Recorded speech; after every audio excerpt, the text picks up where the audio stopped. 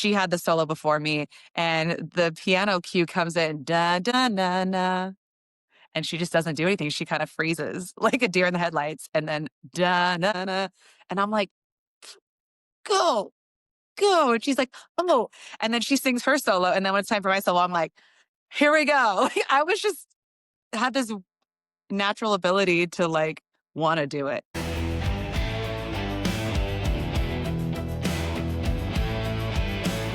One degree of separation. The lines all cross, the stories align. One degree of separation. Who's the next? You'll know in time. Welcome back to One Degree of Separation, the podcast where we prove the world is smaller than you think by building a chain of incredible human connections. We're officially kicking off this new season, and what better way to launch than with a story that leads directly to the bright lights of Las Vegas. But first, if you love following these stories, please subscribe on Spotify, Apple, and YouTube, and follow us on social media at One Degree Pod so you never miss a link in the chain. Today, we meet a powerhouse vocalist whose life story is a testament to embracing the unexpected. She started singing at age 3, detoured through fire science, was a beauty pageant queen, and then became the singing bartender before making her headlining debut on the Las Vegas Strip. She's an artist who sings everything from country to classics, a true performer in the most glittering city on earth, and a friend I've known for over 15 years. Please welcome the remarkable Sandy Knights. Hi. Has it really Hi, been Sandy. How are 15 you? years? I'm good, but wait. The It intro. has. It's been 15. Yeah, Are yeah. you sure? We, Oh my gosh. we've known each other forever. Wow, Yeah, that's incredible. Wow, yeah, that's incredible. 15. yeah. I mean, I think I remember we first met, and I didn't even realize we had met because you were bartending at Stoney's, and I Yes. was there with other people, and didn't even Yes. realize I had met you. And like 5 years later, I think I posted someone on Facebook like, "Hey, this was the night I met so and so," and you're like, I was there too. You met me there." I was probably serving you beer. So. Yep, exactly. So I want to start like the very beginning of your story here. Yeah. You've been performing since the age of 3. What's your absolute earliest memory of singing or being on a stage, and who first recognized your talent? Well, it actually technically would be before I was even 3. Before there are stories that my grandmother told that before I was even talking, I would go over to my high chair and grab the arm of the high chair and just sing, but like not making words. So it was always just kind of in me. But I would have to say my first memory would probably be my kindergarten graduation. I had a solo in that, and there's video proof of it. So, but I do remember having a solo for the first time and having a mic in front of me and hearing my voice through a large auditorium and being like, "Whoa, this is cool." So you caught on to singing at a very young age. I was already a perfectionist back then because, like I said, there's video proof. So I was able to, of course, relive this multiple times. I had a solo, but right before my solo, my best friend in elementary school, who was my best friend all through elementary school, she had the solo before me, and the piano cue comes in, da da na na, and she just doesn't do anything. She kind of freezes like a deer in the headlights, and then da na na, and I'm like, go, go. And she's like, oh. And then she sings her solo. And then when it's time for my solo, I'm like, here we go. I was just had this natural ability to like want to do it So from you were picking forever. up on those endpoints on the songs very early in life. Yes. I knew my cue and I knew her cue too. So now fast forwarding a little bit to junior high. You did some musical theater in junior high, right? I started musical theater around the age of 11, 12 years old. I did so many musicals. I can't even remember all of them, but close to 30, I was always in something, all through junior high and high school, whether that be during the school year or during the summer. And sometimes I would be in 2 or 3 plays at the same time. So I'd be in rehearsal for one, dress rehearsal for another, and then performing in another one. I consumed my life with it. Um, Being that I didn't like school very much, to be honest. I was picked on a lot, and theater was like the one place where I felt seen, accepted. I was always quirky and a little weird. I'm an only child.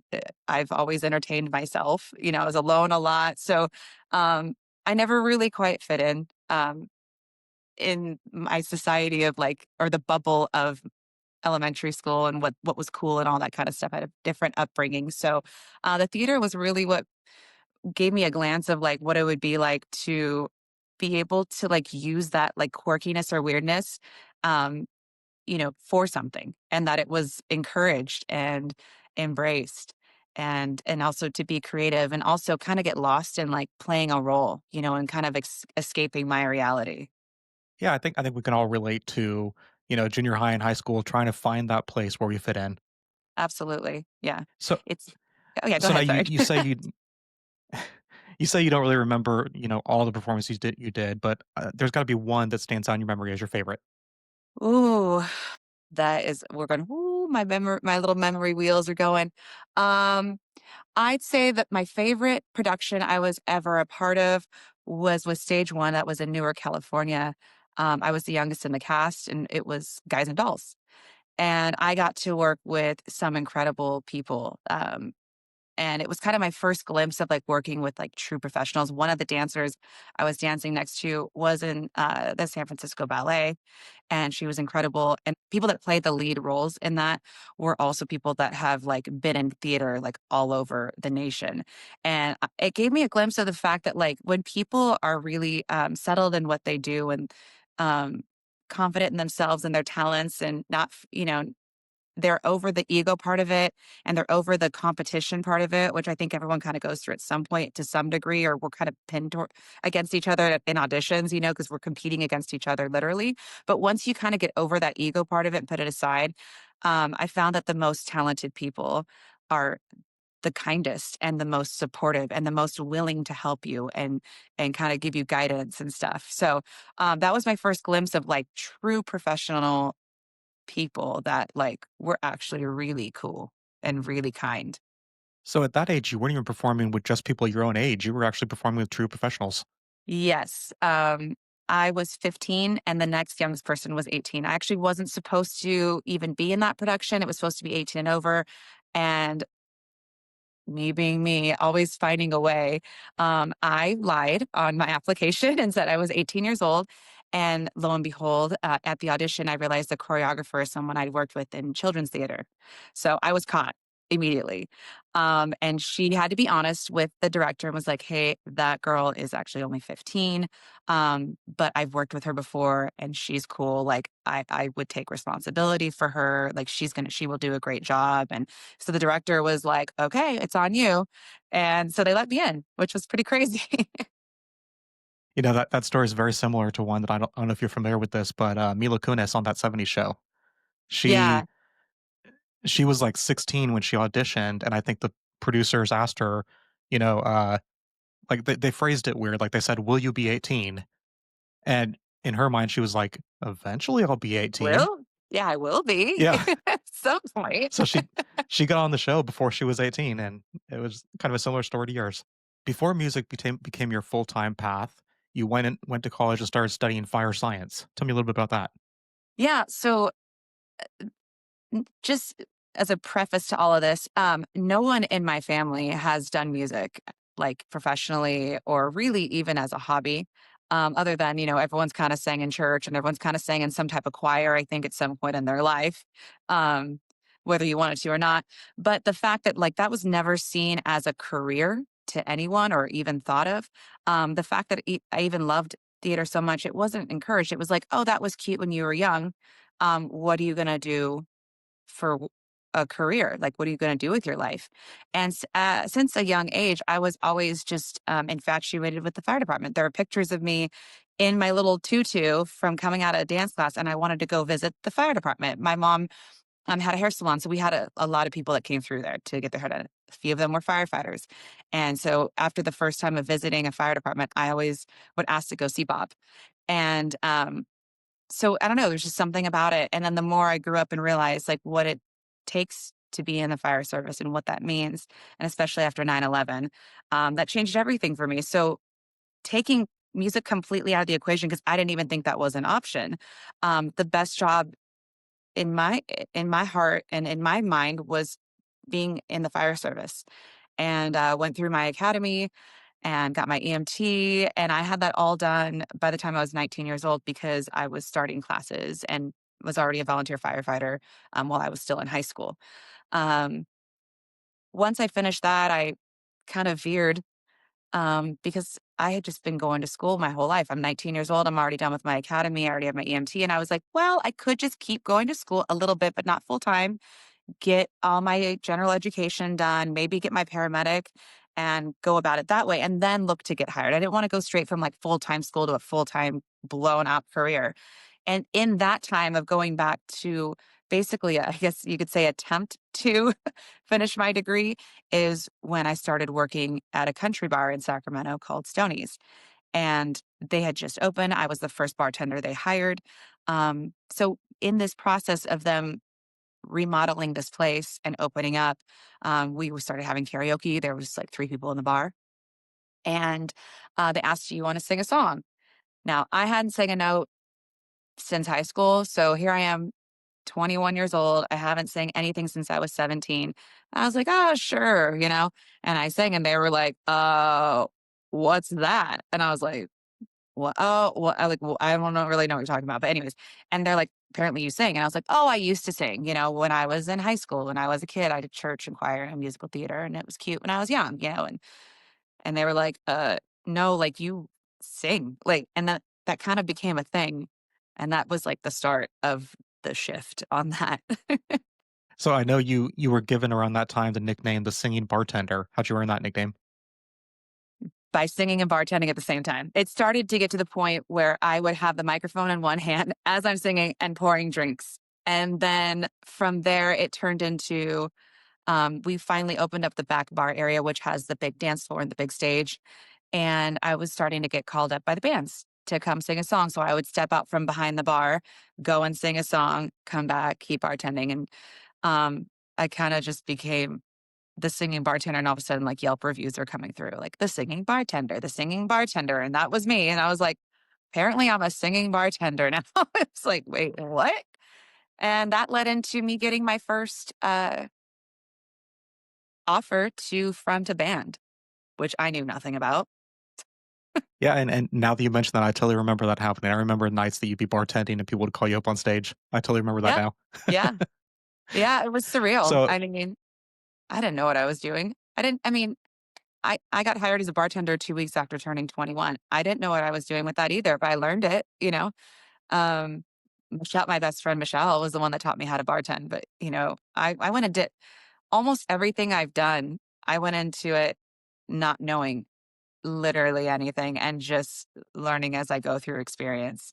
I became a very successful bartender. I was very fast. My sales were always high. I did great with tips. I think being a people person helps with that because I genuinely like people. So, I mean, hospitality and entertainment is not for you if you don't like to be social and if you don't like people in general. Like, there are other jobs out there, but I think firefighting goes on with that too. You're out there in people's scariest and worst moments most of the time. And you're supposed to be there helping them and keeping them calm and giving them comfort.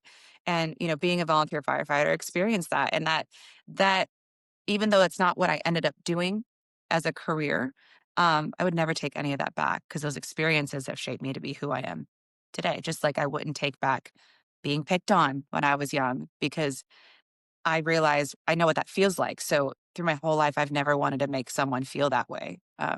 I always want to make people feel seen and accepted and appreciated in any way. now I remember right around that time is when we met as well, I think. Yeah. And I think I remember your first band. Was it with Hired Guns? Was that your first one? No, that's Shauna Leah, who is also a good friend of mine. My first band that I was in was called Saddleback Ridge. That's right. And I remember that now. yeah, and so they were already a band, but they wanted to add a chick singer. And so then they started calling it Sandy and the Saddleback Ridge Boys. Now, this was not my project at all. I was just hired to come in and sing, and that was it. So I learned a lot. You know, And granted, there's no one's gonna do anything perfect their first go around, and I didn't know anything, and so, I'd come in with my microphone and my cable, and, like, I played guitar too, so then, like, I would just kinda, like, get there, set my stuff up, and then take my stuff down. I was always kinda raised to not touch other people's stuff, and then I start all of a sudden, I'm getting a hard time from the guys being like, "Oh, you're the singer, like, you don't help with load in and load out." I'm like, "Do you want me to touch your stuff? Like, am I if you want me to help, you just tell me to help." So, like, I learned how to roll a cable properly. I learned how to, plug in and unplug wires to a soundboard and how to run a soundboard a little bit, if they needed help with that. So like that was just like a crash course of like apparently I'm doing some stuff wrong, but no one taught me what I'm supposed to do or what's expected of me. I was like, I thought I was just singing, maybe playing some guitar, So, but um, grateful for that crash course of like learning to be in a band with a bunch of dudes. So, because I'm still doing that. Now, I remember around that time, and this kind of explains why I got Hired Guns and Saddleback Ridge confused. There were a lot of female fronted bands in Sacramento around that time There period. were I remember there was Aaron Aaron McKinney. McKinney, Courtney Lynn, Mhm. Shauna Lee. Yeah, there was a lot of females in the scene at that time. That was kind of the thing. And now, like, I'm here in Vegas, there are not very many female country singers, like, really here based in Vegas. There's a lot of female singers that will sing country, if that makes sense, when the opportunity presents itself, because that's just if you wanna make it in this town and make it in this industry, you gotta be flexible, you gotta be versatile. But it's not like their thing, like, and it's like it is mine, like someone that's rode horses her whole life and competed in shooting guns at the old Western style and, like, families from Texas, like, it is in me 100%, and it's how I started, so Now, do you think when you were first starting out and there were that many female fronted bands in the area, do you think that added pressure to you? Did you feel competitive at all, or I never felt competitive because of the fact that I have already, like I said, worked with people that showed me that, like, there's room for everybody, and so I never felt like that piece of I never felt competitive towards other people. I just felt inadequate in myself. Imposter syndrome, like, "Oh my gosh," like, I was just that was an inward thing, like, I didn't feel good enough. I didn't know if I was capable, um and that was just all within. And yes, of course, you're going to compare yourself to other people because you're insecure. When you're insecure, you're going to do that naturally. Like, oh, she gets to do all this stuff. And like, I don't know if I'm ever going to be that good or, be able to measure up. And, um, and in addition to that, I also was a booking agent and entertainment director myself. So I've always had a way of appreciating everyone's talent. The thing with me was always a struggle from within, wondering if I'm good enough, wondering if this is what I should be doing, doubting myself constantly in my abilities. And I was nervous, like when I would get on stage. I was like, I wanted to get over that. But just like anything, the more you do it, the more comfortable you're going to get at it. The more you do it, the better you're going to get. If you keep doing something over and over again, you're not going to get worse at it. You can only get better from the last time, And you have good days and bad days, of course. Sometimes you don't feel good. Sometimes I've worked a lot and my voice is not as like clear and as it should be and strong, but just one of those things you just gotta do it. when I started doing research for this interview, I know I've known you for a long time. I know a lot about you, but there were definitely a few things that popped up on my research that I was like, I didn't know that. One of those things, and this must have happened before I met you, but you were in a Miss Hooters pageant? Yes. So you must have deep dive because not I everybody did. finds that. So good on you for the research. Um, I was So before I worked at Stoney's, so we did skip a little part there. Before I worked at Stoney's, when I moved to the Sacramento area, I was 18, almost 19 years old. I worked at Joe's Crab Shack first, and then ended up going to Hooters with my boyfriend at the time. He was on the UC Davis baseball team. Went to Hooters with him and the guys, and I drove because I was younger, and some of the guys were over 21. I was like, I'll just drive you guys, like that way y'all can have fun together, and blah blah blah blah.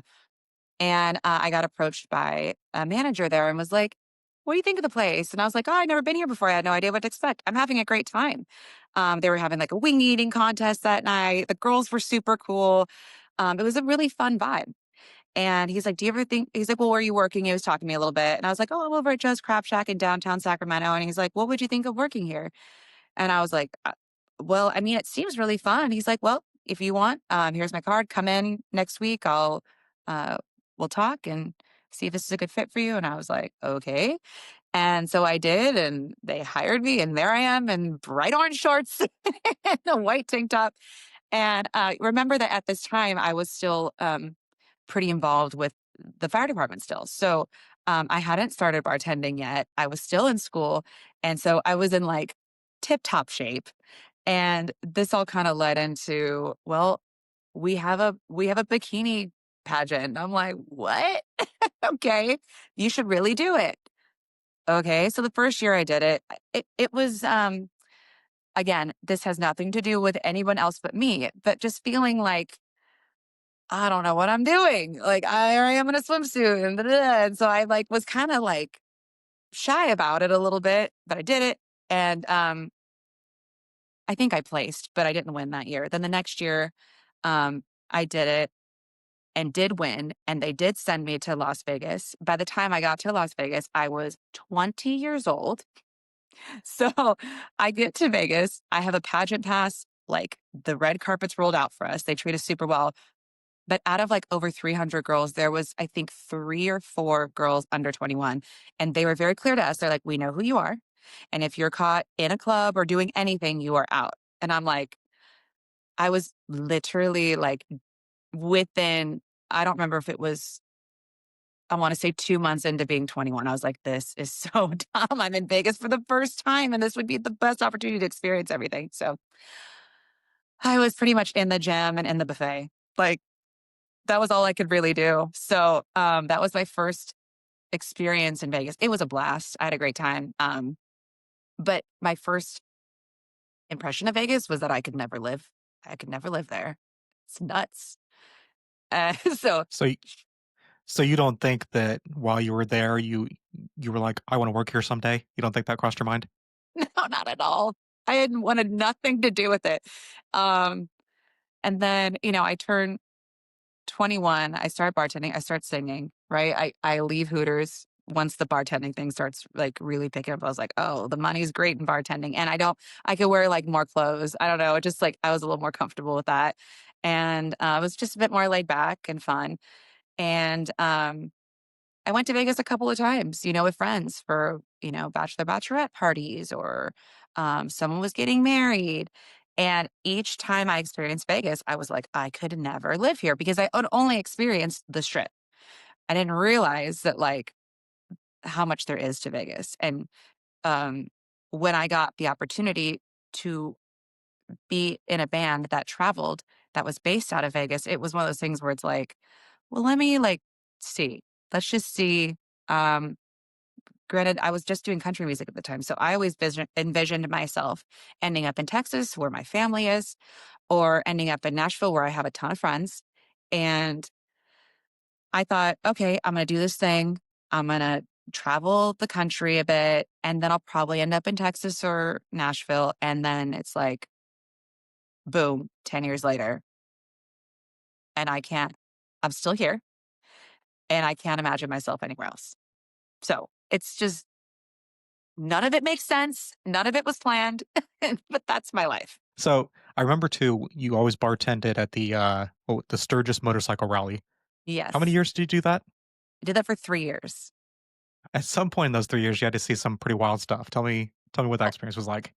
absolutely. 2020 was probably the most wild experience because everything was completely shut down, and I feel like they got it was the 80th anniversary of the Sturgis rally in 2020, and people came out in mobs, and some were wearing masks and some weren't. Like, there wasn't, any kind of protocol in South Dakota. They didn't have a law where you had to. It was one of those things where it's like if that's what makes you comfortable, go ahead. If you don't want to wear a mask, you don't have to. Like, it's pretty much all outdoors. So I think everyone was just excited to like see people and get to like be normal humans for a minute, you know? Whilst the rest of the world was like still pretty much completely shut down. So, um, yeah, it's just like kind of, I guess it's like the biker version of Vegas. It is an adult playground where there's shows, there's dancers, there's people in costumes.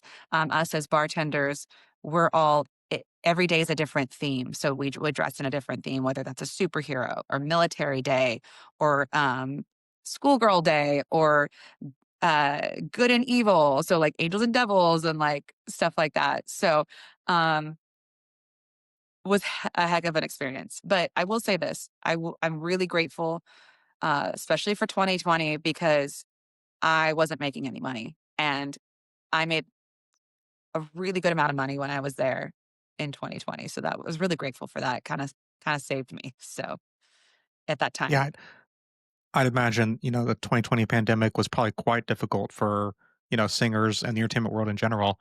What kind Mhm. of stuff did you do to survive it? Well, I walked my dog a lot. And I had some friends that were hosting virtual concerts. And so I got to kind of do a couple of those. Um, at the time, I had roommates, so we had each other, which was great. Um, but yeah, I thought I felt like I was losing it a few times because it was just like when you're told, and at the time I was in a show called Vegas Con Country where I was the Shania Twain impersonator. So finally, I'm in a show on the Las Vegas Strip. I'm the Shania Twain impersonator, which is like the fact I even did that is like that was never planned. I was asked to do that. And so Yeah, um we'll it's definitely kind talk of more feels about like that. yeah, I finally feel like, wow, I was scouted for something, and then I'm doing it and then all of a sudden it's like gone. And it's like, well, it's only gonna be 2 weeks, And then 2 more weeks goes by. And then another month goes by. And then another 2 months goes by. And it just kept doubling. And it was just like, when is this going to be over? Like you're questioning sanity and you're just like, am I going to have a job? Should I stay in Vegas? Are we going to be able to like ever be it together again? And thankfully, like I said, Sturgis kind of like snapped us all out of it. Those of us that went, those of us that worked, where it was like, we just went about life normally. Cause we were all kind of scared. We didn't really know what was going on. So the way I approached it was like, look, if I'm going, I'm not going to go sad and alone. Like if I'm going to go, if this is how we all go, like let's party, let's have fun. Like let's do our best to like be happy, And that was just kind of where I was at that time mentally. So I do want to kind of backtrack a little bit back to your Sacramento days. I remember, kind of I want to talk a little bit about like what made you decide to move to Vegas. Like I remember the day that you told me. I remember we had gone to like it was like a Bailey Bryan meet and greet, I think. And it was at a radio Yep. station. Yeah. And I Yep. think we went to lunch Um, afterwards and you were like, "Oh, by the way, by I want the to let you know way, I'm moving to Vegas." So everyone I told was like, yeah. um, what yeah. So, what okay. made you make that decision? Right. So the history on that was working at Toby Keith's bar in Folsom. I was doing the booking there. So I was the entertainment director.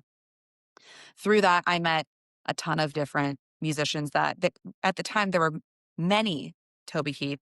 I love this bar all around the nation. So we would have what we called corporate bands where they basically hopped from every location and they like circulated that. One of those bands was called Against the Grain and they were great. And I got to know the I think I guys, of remember course, them. because yeah, they would come through every so often. So they weren't local, but they were familiar to us. I happened to be in Vegas for a friend's birthday party, and the drummer reached out to me and was like, "Hey, I saw on Facebook that you were in town. Wanted to see if you wanted to maybe grab a drink." I'm like, "Sure." So I made time for that to where I could be outside of the festivities for just like a happy hour thing. We meet and he goes, so by the way, Tony quit the band, which was their lead singer. And I was like, what? I'm shocked because it just seemed like it was his entire personality was fronting this band. He was fantastic. He's like, yeah, he's going a different direction. I was like, "So what are you gonna do?"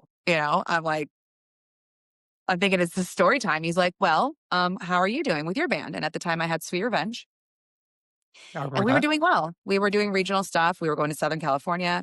We were going to Reno, Tahoe, and Bay Area and Sacramento. So we were doing regional stuff. However, most of the guys had other careers and other priorities. So to get them to even go to these travel dates was difficult because this wasn't like their main thing. They all had like a teaching career or like they're in school for something. And so not downing them for that, it just wasn't their priority. So I was finding myself kind of doing the same thing over and over again. So I told him, I was like, look, I kind of feel like a hamster a little bit. Like I work really, really hard, but I'm not going anywhere because the guys I work with don't want to go farther and they can't. They just, that's not where their priority lies.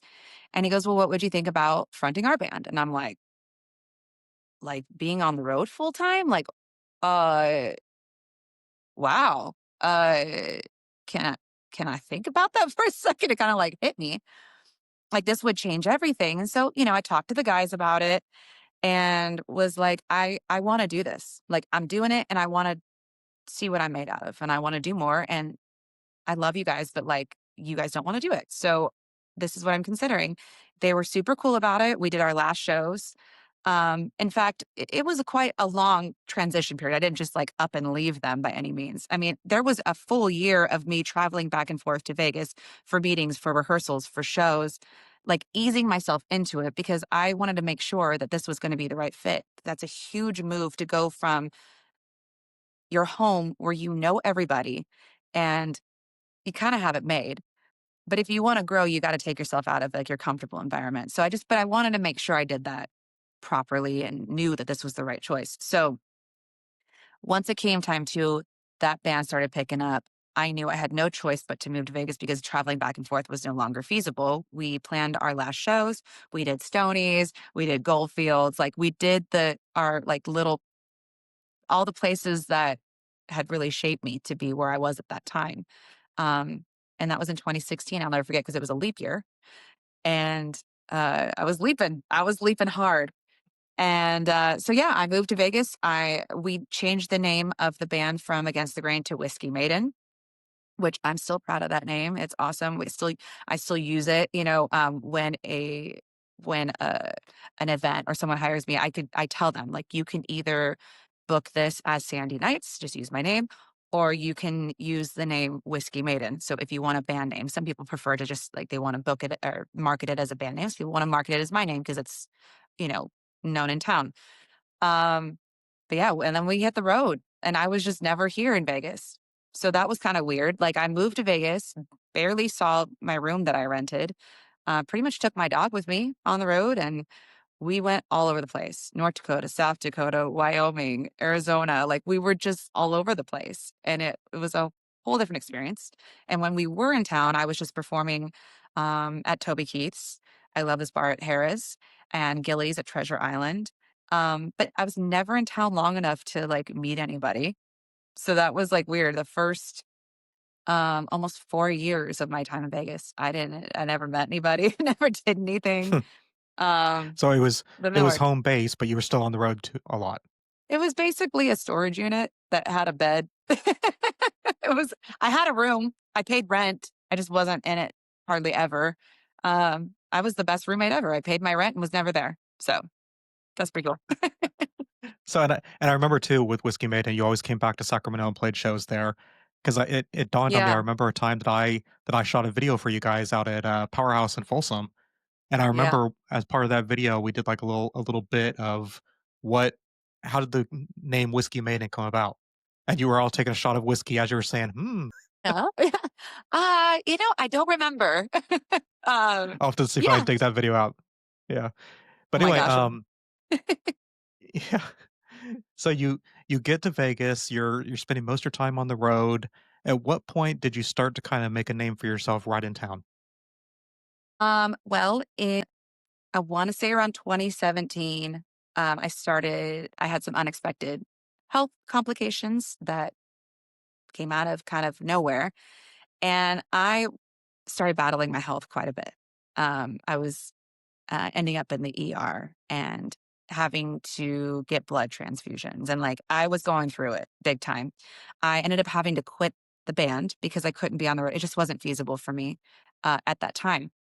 And so that was 2018. I think I was when I officially was like, I can't be on the road. I've got to figure this out. So um, then as I started to kind of start feeling better, the band had not replaced me, but like gotten another singer. They had to. They wanted to keep going. So I started feeling better. So then they asked, do you want to come in and like maybe sing a few songs, just start kind of easing back into it. And I knew that I wasn't going to go back to that band already, but I didn't mind hanging with them and doing that. I just knew that like being on the road was probably still not smart for me at the time. And that was when I was scouted to be a Shania Twain tribute. So, it was actually at the show I had, advertised that I was gonna make a guest appearance with my old band, and a bunch of people came out, and the music director of the show came out to see me and approached me right then and there, and I was like, "Huh, I only had to do like a 20-minute set in the show and dress as Shania. But at first, when he asked me, I was like, oh, no, like I don't do impersonations. I don't look like her. I don't sound like her. He's like, well, you know her music, right? And I was like, I mean, well, yeah. And he's like, okay, well, why don't you just come in, do some songs? Let's just see how you feel about it. I'm like, yeah, I could do that. Like, again, I had nothing else going on at the time, really, other than just trying to take care of myself. And he was like, "No, you're Shania. Like, come." Like, he just was like so set on it, and he's like, "You're gonna start in 2 weeks." And I was like, "Okay." Like, again, no clue what I'm doing. I'm like, "So do I have to get a costume, or do you guys like do that?" And he's like, "No, you come in as an independent contractor, 1099. So like you come in as that. So yeah, you would have to get your costume and all that stuff." And I was like, "Okay." So then here I go, like going and getting a costume made and finding a wig and studying Shania and trying to be like I'd always just kind of been myself on stage, for years now. Whereas before I was always playing characters in musical theater. I always had the freedom of being myself on stage, and now I'm supposed to be somebody else. And anyway, that was when I started meeting everybody. When I ended up in a production show, and we share the theaters here have multiple shows in them, or at least they did back in 2019. There's not as many now, but we would see 3 or 4 other casts coming through, because there's multiple theaters, and there was a show on before us and a show on after us. So that's how I really started meeting people, was in 2019 and being in that show and being known as a Shania Twain tribute artist of all So things. so now how big of a production was that? It was called Gone Country, right? Vegas Gone Country. Yeah. So it had a rotating cast. But I think per night it was like it was 4 of us. So for example, one night it could be the Garth Brooks tribute, Tim McGraw tribute, Shania tribute, and a Reba McEntire tribute. And then it could interchange. So then maybe one night there'd be a Carrie Underwood, or there'd be a Dolly Parton, or there'd be a George Strait or a Johnny Cash. So quite a cast, full live band, full live vocals, lights. I mean, the whole shebang bang. I hadn't been in a theater since high school. So that was like, And it was at one of the resorts on the Strip, right? yeah. So it was at Planet Hollywood. Okay. Yeah, so definitely one of the well-known ones. After you finished your run on that show, or I should say, the pandemic forced you to finish your run on that show. Pretty much. uh, you kind of started doing your own independent thing. And one thing I've always known about you, and I remember from your Sacramento days, you always had a dream catcher on your microphone. Tell me about the significance Yes. of that. Um, that for me, other than like I've always been drawn towards Native American jewelry, artifacts, things like that. I mean, I am part Native American, so I think that has something to do with it. But I always had something I learned, I should say, in my musical theater days was to always just have something that is is that makes you stand out. I guess the best way to put it. So if you go to an audition, for example, wear red lipstick and wear a leopard print scarf around your neck. Just something, or like something bright, because everyone's usually wearing black, which is customary, but just have something that is different.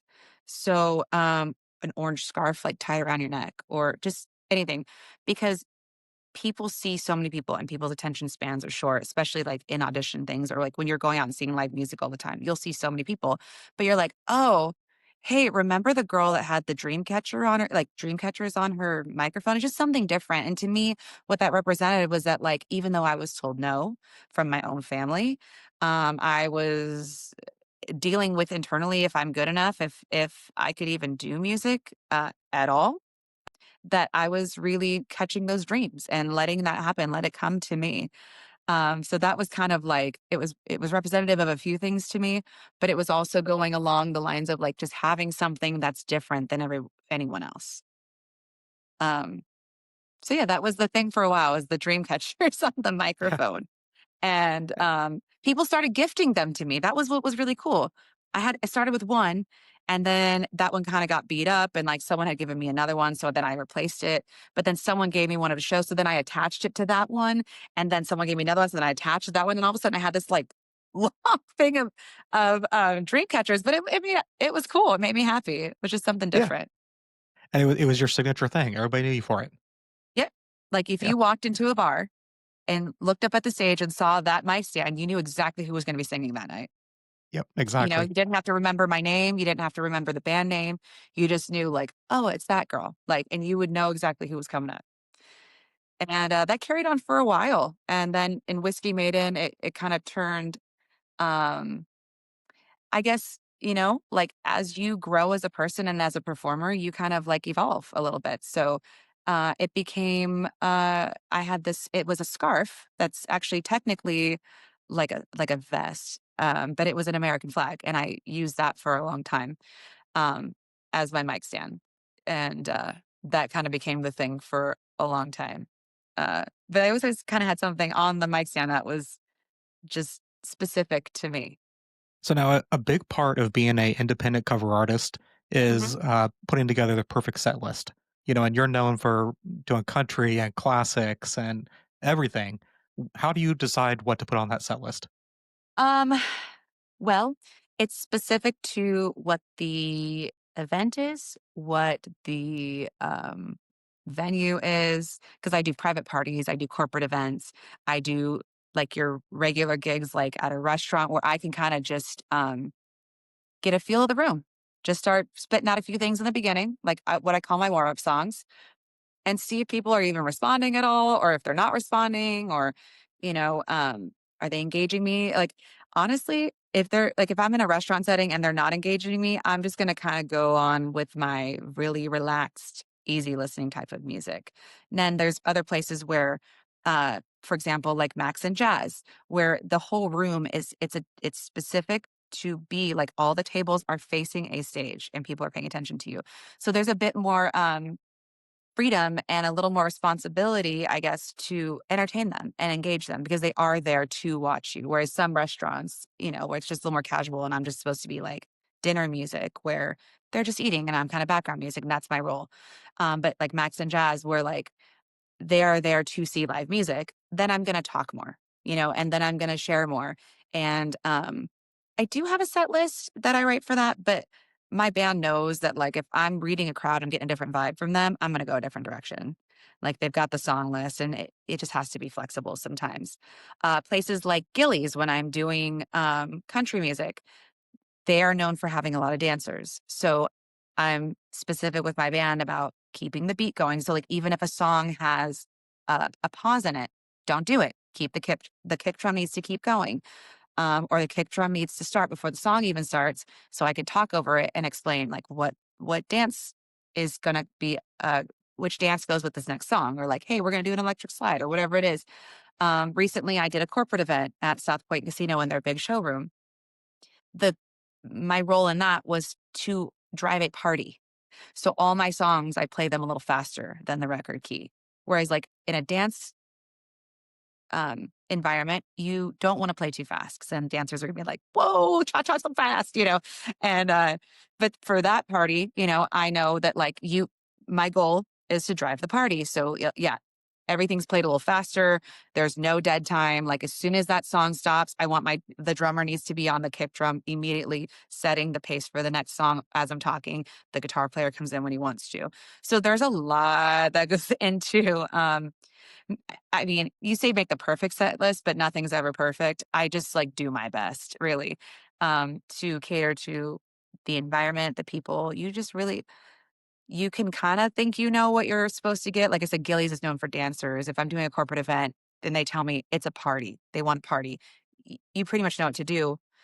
But some places, like you don't know who's going to sit in front of you, and you don't know what the room's going to feel like, or how involved people are going to want to be with you. And sometimes I feel like I'm being punked, to be honest. Sometimes I'll play at a restaurant or a country club in a dinner type of environment where it's just me, like to tracks, and I'm doing like the background music. And it's like, I realize I'm background music, but I feel like sometimes I'm being punked. Like they all got together ahead of time and they're like, whatever you do, don't look at the singer, don't acknowledge her. And it's just like, did you all plan this? Like, what is happening? And you're like, am I? And then you start thinking, D am do I suck today? Like, what is going on? And I kinda had that happen to me last night, and I told the bartender that same thing. I was like, "Sometimes I feel like I'm being punked." And then on my last set, all of a sudden, everyone was, like, super involved with me. And it's just it has nothing to do with me. It's just us being in our own heads. It's just that they're enjoying whatever they're doing, having dinner with whatever friends or family. But then at the last set, everyone's like throwing $20 bills in my tip jar. Oh my God, you're great. I'm like, in my head, I'm like, I'm saying thank you. But in my head, I'm like, I didn't even know you noticed me. Like, I didn't even know you realized I existed. So it's just like, sometimes you just don't know. You just do your best to Yeah. cater to the environment. So now I've had the pleasure of watching your career evolve from Stonies all the way now to Vegas. If you had to sum up your entire career in, one phrase, what phrase would that be? Sum up my whole career in one phrase. I mean, it wouldn't even, well, okay, think of that. Because I would say if it was one word, unexpected, unplanned, like rolling with the punches would I think be actually the best thing I could say. If it was a phrase to describe my career as a whole is rolling with the punches. So many things happened. I've been through heartbreak. I've been through battling my health. I've been through a big move. I've been through a pandemic where everything I thought I was doing was gone and having to completely reinvent what I was doing and um, evolve, adapt, like just always rolling with the punches. And being resilient and not letting quitting is for quitters, really is the, it's and I think everyone has come struggles with this at some point, if not some more than others, where you feel like, is it time to hang it up? I'm tired. It's a constant hustle. It's hard work, you know. Um, But then you think on the other side of it, it's like, did I come this far just to come this far? Like, there's so many people in my life that I would have never met had it not been for music. And I would never trade that. As much as I've struggled, as much as I've had to work hard, um, it's not about the recognition. It's not about the attention. It's not about the money. If it was about the money, I definitely wouldn't be doing music. But it's about the relationships I've made. There are people in my life like you um, that I would have never met had I not made the decision to go with chase my dreams a bit, and to pursue it, make my passion my paycheck and make it work. Yeah, you've definitely become one of my greatest friends. So I definitely So, was glad that I got to meet you as well. yeah. So looking forward from this point on, what are you focused on? What are your goals? Well, ever evolving and ever changing. Everyone's feeling it. Inflation is real. In the last 2 years, just the last 2 years, my rent has gone up 3 times. And Vegas isn't the same, and I don't think anywhere is the same. So, um, I'm not particularly making more than I've ever made before because that we're getting paid more. It's because I'm having to work more. Whereas I used to be able to do 3, 4 shows a week and make my ends meet. Now I'm doing like 5 to 8, and I'm sometimes doing a double on a day where I have to sing at 2 different places. So, it's really about adapting to that. Um, and going forward, um, being creative. And so something I'm working on right now, um, being that my boyfriend that I've been with now for over a year, he is one of the premier Elvis impersonators here in town. And we've talked a lot about being able to work together more because we both work so much and we're so separated. And it's like, it's not easy to have a relationship when you both have to work so much. So we've talked about me doing Marilyn. And I decided recently at a Halloween event to dress as, well, there was a theme. So it was icons if they were vampires. So he dressed as Elvis as a vampire, and then I dressed as Marilyn if she was a vampire. And just, I rented a wig from a friend and I put together this like black outfit that I think that Marilyn would wear if she was a vampire. And I ended up getting asked by 2 agents at that party, if I did Marilyn for professionally. And I was like, no, but I've talked about it. And so they were like, well, I need you to get your stuff. I need to do a photo shoot. So I'm just like, okay, you know? So, I think just moving forward, it's just always like being creative. Like when you're doing someone like that, like someone like Elvis, someone like Marilyn, will you sing? Yes. But there are a lot of opportunities for basically doing appearances and taking pictures with people and just having to come in and sing happy birthday to someone. And yeah, the goal is definitely to not have to sing as much because it's definitely challenging to sing 4 hours a day or sometimes sing 6 hours in one day and keep that going, you know? So it's just always going to be like, okay, let's try this new opportunity. See what hits. Like you're just constantly throwing things at the wall and seeing what sticks and what lands and what makes your life a little easier. So uh, definitely, as I hate to say it, but we're all getting older. We're aging. I'm going to be 40 next year. Um, Doing the hustle like I did when I was in my 20s is not realistic. And so you're going to keep seeing what you've seen from me in the last 15 years, which is ever evolving and ever changing and giving myself that opportunity and not limiting myself and trusting what other people see in me sometimes, like when I was scouted to be Shania and I didn't think I could do it. When I was asked to do jazz music and I didn't think I could do it. And now being asked to do Maryland, I'm like starting to believe in myself a little more. Being like, no, if someone who is an agent who can give you a job is saying, I want you to do this, it's like, okay, I'm going to do it. I'm just going to figure it out. I don't know what I'm doing. I'm going to watch some Maryland movies. I'm going to figure this out somehow. If people want to find you online and check out your show schedule, where can they find it? Yep. My website, sandynights.com. Super simple. And on Instagram, Sandy Nights Official. Same thing on Facebook. Um, yeah, it's all out there for you guys. So come stalk me. Not in person. No, And I'm kidding. final, Come to my shows if you not in want. I mean, if person. you're in Vegas, Yeah, no in person stalkers. don't come to my house. Don't make it weird, but like, yeah, come to if you're ever in Vegas. I love, what's so cool about Vegas that I've learned to love so much is that I spent so many years on the road. So I've met people all over the world and all over the country and stuff. So people tend to pass through Vegas at some point for something. And people I've met like years ago will come through Vegas and make it a point to come see me somewhere. And I'm just like, that is so cool that like I gave such an impression to that person that and stayed in contact through some kind of social media that they're like, hey, I'm in town and like make me part of their vacation. I think that's truly special. And that I think that's so cool. There was a couple that I met. I was on a cruise ship and I was wine tasting in the south of France.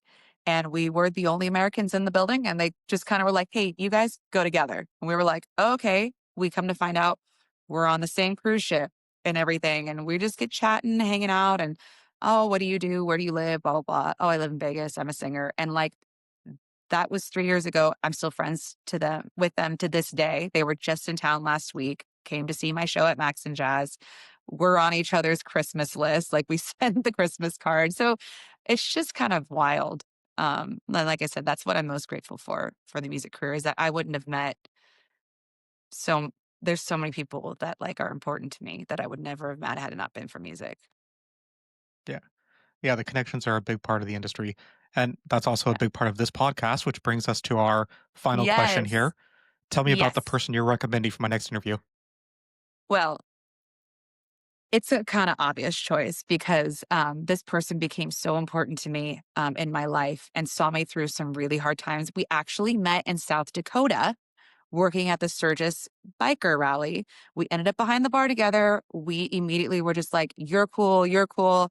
Oh my gosh, where do you live?" Or I asked her, "Where do you live?" She goes, "Well, I'm from here, but I live in Las Vegas." I'm like, "Shut your mouth. I live in Las Vegas." And we find out our birthdays are within days of each other. We become instant friends. So she is an amazing human being. She's a comedian. And so Krista K, you got to talk to her. She's amazing. Thank you so much for your time, and thank you everyone out there for listening. Don't forget to subscribe on Spotify, Apple, and YouTube, and follow us on One Degree Pod. Join me next Tuesday as I reach out to Sandy's connection, Krista K. Thank you so much. Have a great day.